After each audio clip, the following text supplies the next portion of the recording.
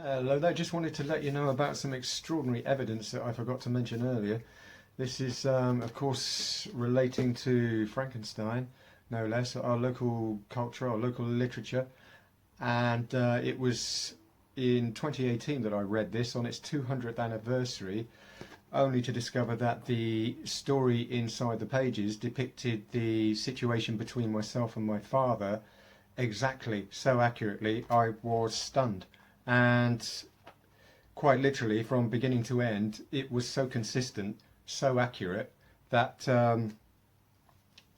I had to give it a further look, or look a bit closer. And lo and behold, what I found, of course, was this extraordinary discovery, what very clearly appears to look like an indication that my date of birth is encrypted in the text, or there appears to be some effort to reflect my date of birth in these first three words of the chapter. Chapter 8, page 138. I don't know if you can see there. Cursed, cursed creator there that I've squared in the red box. The three C's matching with the three sixes in my date of birth. All very suspicious. And in many ways, I was actually not surprised to find that after discovering how accurate it was. That this was just confirmation, really, that there's something more to this than I perhaps first assumed. Now, I therefore went and did some more investigations, like you do in these sort of situations, and lo and behold, chapter 13, this is Book of Revelation, sorry, in the Bible. I went out and bought a copy of the Bible like you do. And lo and behold, right at the end here, chapter 13, the Book of Revelation very clearly says here, here is the wisdom. Let him that hath understanding reckon the number of the beast, for it is the number of a man, and his number is 666. Now, don't know if you can see there. I'm going to put my finger underneath it, and you should be able to see that the numbers are written in letters. 366. Now, there is a reason why they have written that number in letter form, and the reason being, of course, that this is copied from the original Greek Bible. The original Bible was written in Greek, of which this was translated at some later date into English. So the interesting part is here that if you have a look at the Greek Bible, lo and behold, it's written in letters, because the Greek alphabet at the time of writing the Bible, the first copy of the Bible, was doing the job of letters and numbers. It performed two tasks, just like Roman numerals did at the time. Roman numerals were letters and also performed the job of numbers. You could just use them to make numbers. And that's how people started making, doing new numerology. Now, I checked that page. If you find a copy of the Greek Bible, have a look. What you'll find is, very interestingly, the letter for a 6 looks like a C. In English, we call it a stigma. But check anywhere you like, and you can see very clearly that the number 6 in the original alphabet, Greek alphabet, looks like a C. I believe the 600 is an X, but the actual number 6 is a C. So at that point, I realized that, you can put this together, I mean, quite literally, for a court case, for a judge and jury, because I can assure you that I have a ton more evidence, lots more foolproof evidence to show that this is genuine, this is not made up, this is the real deal.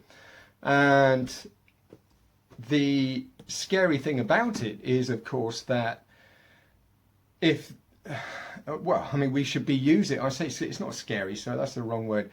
The good thing about this, actually, start with the good news, is that this should be used as a defence, I believe, in a courtroom to help us with this awful problem we have at the moment of scientists and doctors experimenting on us. And I personally, of course, should be using this to defend myself with my cancer issue and being experimented on by doctors, being treated like them, honestly like dirt, as all explained in Frankenstein. All a judge and jury have to do is read the book to find out my story. And the other aspect, or the other side of the coin, is that we could use this to get some justice for this COVID-19 problem and these scientists experimenting on the entire human race. And I can tell you quite frankly that I don't think there is anybody else better qualified than myself to walk into a courtroom and literally just terminate this madness, just stop this horrible exploitation of the human race, which very clearly could end up with our extinction at the moment. I mean, in other words, to suggest if we don't use this, we could go extinct. It's as simple as that. If we don't have the courage to stand up and use this, we could pay the ultimate price. And it wouldn't surprise me at all if I'm right. Now, the problem there is that obviously the scary part is that if this went public and all of a sudden this was published and went viral, tabloid newspapers, etc., I could get assassinated in an instant. The people running this cancer scam, the people running this virus scam, they're not billionaires, they're trillionaires. And obviously some little small fried freak like me is just going to get popped off like that, if they found out what I could possibly do to them in terms of turning over their corruption. So yes, I would like to stay anonymous if that's possible. I mean, obviously, if this is going to be, and I think it should be, then I would prefer to stay anonymous. I don't want to be just projected into the media limelight, have my privacy and my life just literally taken away. I've been through 25 years of some quite serious misery as it is, and I don't really, need too much more stress. But I also, therefore, I think you should know about this, and I think you should seriously consider the possibility of using it at some point in time in the future, even if it's after I'm dead.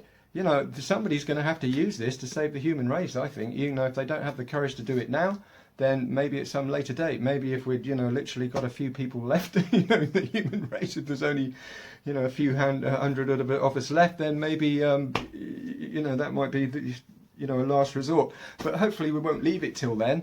And all I can do is say, please be careful, please don't rush around, just calling newspapers about this straight away. I mean, I have let one or two newspapers know. That's before I realised, how provocative it actually is and how contentious it really is. But still, I'll leave it there. Thank you very much for watching, and I hope you appreciate the important message inside this video. Thank you for watching.